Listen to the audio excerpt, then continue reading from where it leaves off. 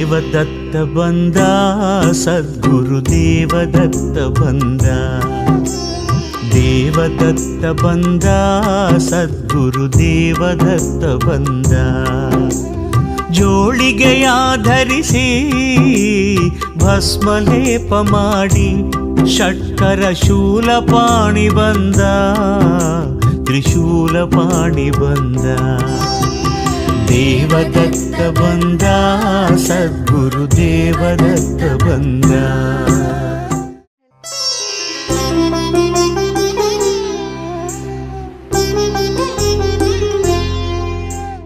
ಓಂ ದ್ರಾಂ ದತ್ತಾತ್ರೇಯಾಯ ನಮಃ. ಓಂ ಐಂ ಹ್ರೀಂ ಶ್ರೀಂ ಲಲಿತಾಂಬಿಕಾಯೈ ನಮಃ. ಎಲ್ಲ ಧರ್ಮಬಂಧುಗಳಿಗೂ ಕೂಡ ಸದ್ಗುರು ದತ್ತಾತ್ರೇಯರ ವನದುರ್ಗಾ ಮಾತೆಯ ದಿವ್ಯ ಕೃಪಾಶೀರ್ವಾದವನ್ನು ಪ್ರಾರ್ಥನೆ ಮಾಡ್ತಾ ಈ ದಿನದ ದತ್ತಧಾರೆ ಕಾರ್ಯಕ್ರಮಕ್ಕೆ ಸ್ವಾಗತ ಮಾಡ್ತಾ ಇದ್ದೀನಿ. ನಿನ್ನೆಯ ಭೀಮನ ಅಮಾವಾಸ್ಯೆಯ ಶುಭ ದಿನ. ಎಲ್ಲ ಅನೇಕ ಮಂದಿ ಬಂದು ಭಾಗವಹಿಸಿದ್ರಿ. ದಶಭುಜ ಮಹಾಲಕ್ಷ್ಮಿ ಹೋಮ ಕಾರ್ಯಕ್ರಮದಲ್ಲಿ ಭಾಗವಹಿಸಿ ಅಮ್ಮನವರ ಕೃಪಾಶೀರ್ವಾದವನ್ನು ಪಡ್ಕೊಂಡಿದ್ದೀರಿ. ನಾಣ್ಯಗಳನ್ನೆಲ್ಲ ಪಡ್ಕೊಂಡಿದ್ದೀರಿ. ನಿಮಗೆಲ್ಲರಿಗೂ ಕೂಡ ಮಂಗಳವಾಗಲಿ ಅಂತ ಪ್ರಾರ್ಥನೆ ಮಾಡ್ತಾ, ಶ್ರಾವಣ ಮಾಸದ ಈ ಶುಭ ಮುಂಜಾನೆಯಲ್ಲಿ ನಿಮ್ಮೆಲ್ಲರಿಗೂ ಕೂಡ ಲಕ್ಷ್ಮೀನಾರಾಯಣರ ಅನುಗ್ರಹ ಪ್ರಾಪ್ತವಾಗಲಿ ಅಂತ ಕೂಡ ಪ್ರಾರ್ಥನೆ ಮಾಡ್ತಾ, ಇವತ್ತಿನ ಈ ಶುಭ ದಿನ ನಿಮ್ಮೆಲ್ಲರಿಗೂ ಕೂಡ ದತ್ತನ ಸೇವಾ ಕೈಂಕರ್ಯದ ವಿಚಾರವನ್ನು ತಿಳಿಸ್ತೀನಿ. ನಾನು ಹೇಳಿದೆ ಶಿವ ಸಮಾನ ಧಾತನೈ ಅಂತ.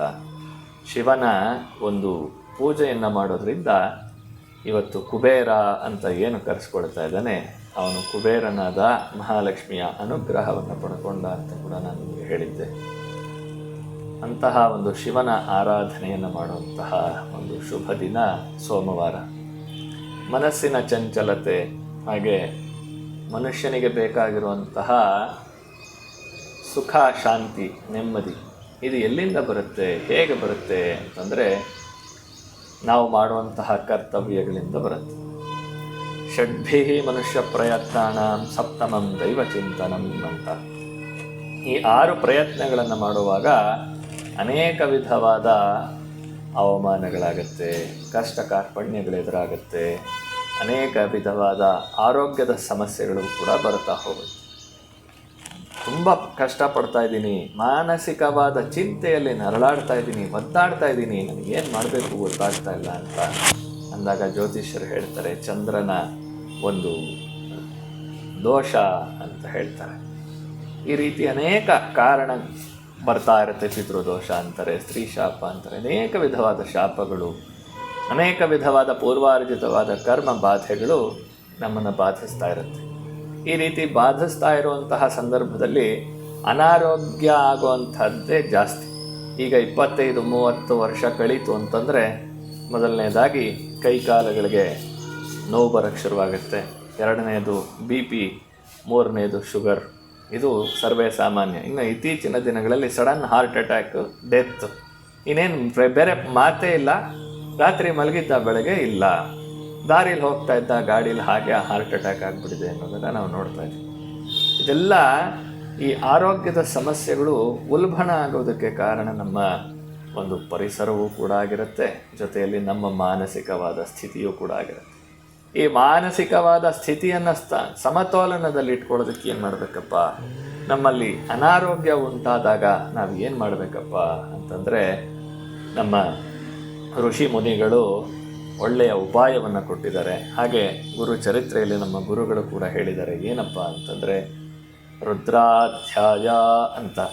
ಶುದ್ಧ ಸ್ಫಟಿಕ ಸಂಕಾಶಂ ಶುದ್ಧ ವಿದ್ಯಾಪ್ರದಾಯಕಂ ಶುದ್ಧಂ ಪೂರ್ಣಂ ಚಿದಾನಂದಂ ಸದಾ ಶಿವಮಹಂ ಭಜೆ ಅಂತ. ಯಾವಾಗಲೂ ಮಂಗಳವಾಡಬೇಕು, ಮಂಗಳಕರವಾದ ವಾತಾವರಣವನ್ನು ನಾವು ಸೃಷ್ಟಿ ಮಾಡಿಕೊಳ್ಬೇಕು ಅನ್ನೋದೇ ಈ ಶ್ಲೋಕದ ಅರ್ಥ. ಇದನ್ನು ಹೇಗೆ ಮಾಡಬೇಕು? ವೇದ ಶಿವ ಶಿವೋ ವೇದೋ ವೇದಾಧ್ಯಾಯೀ ಸದಾ ಶಿವ ತಸ್ಮಾತ್ ಸರ್ವ ಪ್ರಯತ್ನೇನ ವೇದವೇವ ಸದಾ ಜಪೇತ್ ಅಂತ ಹೇಳ್ತಾರೆ. ಏನು ಮಂಗಳ ಅಂದರೆ ಯಾವುದು? ಶಿವ ಅಂದರೆ ಮಂಗಳ. ಆ ಮಂಗಳ ಅಂದರೆ ಯಾವುದು ಅಂದರೆ ವೇದ ಶಿವ ಶಿವೋ ವೇದೋ. ಮಂಗಳ ಅನ್ನೋದೇ ವೇದ, ವೇದ ಅನ್ನೋದೇ ಮಂಗಳಕರವಾದ ವಾತಾವರಣ. ಅಂತಹ ಒಂದು ವೇದಗಳಲ್ಲಿ ಬಹಳ ಮುಖ್ಯವಾಗಿರತಕ್ಕಂತಹ ನಮ್ಮ ಮಾನಸಿಕವಾದ ಅಸಮತೋಲನವನ್ನು ಕಂಟ್ರೋಲ್ ಮಾಡತಕ್ಕಂತಹ, ಹಾಗೆ ನಮ್ಮ ರೋಗ ರುಜಿನಗಳನ್ನು ದೂರ ಮಾಡುವಂತಹ ಮಂತ್ರಗಳನ್ನು ಈ ರುದ್ರಾಧ್ಯಾಯದಲ್ಲಿ ಅಡಕ ಮಾಡಿದ್ದಾರೆ. ಅದಕ್ಕೆ ಎಲ್ಲರೂ ಹೇಳ್ತೀವಿ, ಆರೋಗ್ಯ ಕೆಡ್ತು ಅಂದರೆ ಮೃತ್ಯುಂಜಯ ಹೋಮ ಮಾಡಿಸ್ಬಿಡಿ ಅಂತೀವಿ. ಮೃತ್ಯುಂಜಯ ಮಂತ್ರ ಏನು? ತ್ರ್ಯಂಬಕಂ ಯಜಾಮಹೇ ಸುಗಂಧಿಂ ಪುಷ್ಟಿವರ್ಧನಂ. ಎಲ್ಲಿಂದ ಬಂದಿದೆ ಈ ಮಂತ್ರ ಅಂದರೆ ರುದ್ರಾಧ್ಯಾಯದಲ್ಲಿರುವಂತಹ ಮಂತ್ರ. ಹಾಗೆ ನಮಗೇನು ಬೇಕೋ ಅವೆಲ್ಲವನ್ನು ಬೇಡ್ಕೊಳ್ಳೋಂತಹ ಮಂತ್ರ ಚಮಕ ಪ್ರಶ್ನ ಅಂತ, ಅದೆಲ್ಲ ಹೇಳ್ತಾ ಹೋಗ್ತಾರೆ, ತುಂಬ ದೊಡ್ಡದಾಗತ್ತೆ. ಈ ಒಂದು ರುದ್ರಾಧ್ಯಾಯದ ಸ್ಮರಣೆ ನಾವು ಮಾಡಿದ್ರೂ ಕೂಡ ನಮಗೆ ಆರೋಗ್ಯ ಬರುವಂತಹದ್ದು. ಅದರ ಜೊತೆಯಲ್ಲಿ ಶ್ರಾವಣ ಮಾಸದಲ್ಲಿ ಸೋಮವಾರದ ದಿನಗಳಲ್ಲಿ ಬಹಳ ವಿಶೇಷವಾಗಿ ದತ್ತಾತ್ರೇಯರಿಗೆ ಸಂಧ್ಯಾಕಾಲದಲ್ಲಿ ಪ್ರದೋಷ ಪೂಜೆ ಅಂತ ಹೇಳಿ ಶ್ರಾವಣ ಸೋಮವಾರದ ಪ್ರದೋಷ ಪೂಜೆ ನಡೆಯುವಂಥದ್ದು ನಮ್ಮ ದತ್ತ ಪರಂಪರೆಯಲ್ಲಿ ನಡ್ಕೊಂಡ್ಬಂದಿರುವಂಥದ್ದು. ಯಾವುದೇ ದತ್ತಕ್ಷೇತ್ರಗಳಿಗೆ ಹೋದರೆ ಶ್ರಾವಣ ಮಾಸದ ಪ್ರದೋಷ ಕಾಲದಲ್ಲಿ ಈ ರುದ್ರಾಧ್ಯಾಯದ ಒಂದು ಕಮರನ್ನು ಒಂದು ರೀತಿಯಾದ ಆ ವೈಬ್ರೇಷನ್ಸ್ನ ನೀವು ಕೇಳಬಹುದು. ಎಲ್ಲೆಲ್ಲಿ ಹೋಗಲಿ ನೀವು ಆ ರುದ್ರಾಧ್ಯಾಯದ ಒಂದು ಪಠಣವನ್ನು ನೀವು ಕೇಳಬಹುದು ದತ್ತನ ಕ್ಷೇತ್ರಗಳಲ್ಲಿ. ಅಂತಹ ಒಂದು ವಿಶೇಷವಾದ ಸೋಮವಾರ ಈ ಶ್ರಾವಣ ಮಾಸದಲ್ಲಿ 5 ಸೋಮವಾರಗಳು ಬರುತ್ತೆ.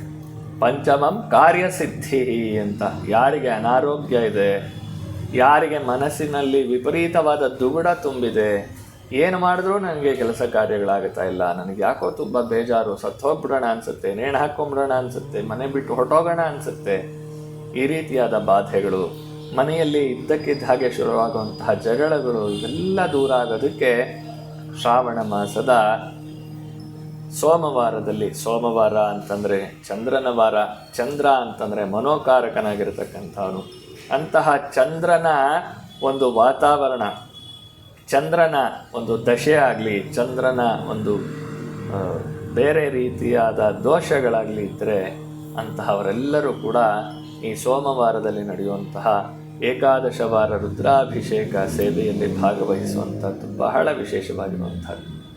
ರುದ್ರನ ಸ್ಮರಣೆ ಮಾಡೋದರಿಂದ ಮನಸ್ಸಿಗೆ ಸಮತೋಲನ ಸಿಕ್ಕತ್ತೆ, ಹಾಗೆ ಮನಸ್ಸಿನಲ್ಲಿರುವಂತಹ ಅನಾರೋಗ್ಯ ದೂರವಾಗುತ್ತೆ, ಮನೆಯಲ್ಲಿ ಮಹಾಲಕ್ಷ್ಮಿಯ ಸಾನ್ನಿಧ್ಯ ಬರುತ್ತೆ. ಅದಕ್ಕೆ ರುದ್ರೇಕಾದಶಿನಿ ಅಂತ ಹೇಳಿ ಹೋಮವನ್ನೇ ಮಾಡ್ತಾರೆ. 11 ಜನ ಕೂತ್ಕೊಂಡು 11 ಸಲ ರುದ್ರ ಪಾರಾಯಣವನ್ನು ಮಾಡ್ತಾ ರುದ್ರ ಹೋಮ, ಅಗ್ನಿಗೆ ಹವಿಸ್ಸನ್ನು ಕೊಡ್ತಾರೆ. ಭತ್ತ ಮತ್ತು ಎಳ್ಳು ತುಪ್ಪವನ್ನು ಮಿಶ್ರಣ ಮಾಡಿರುವಂತಹ ಹವಿಸ್ಸನ್ನು ಕೊಡ್ತಾರೆ.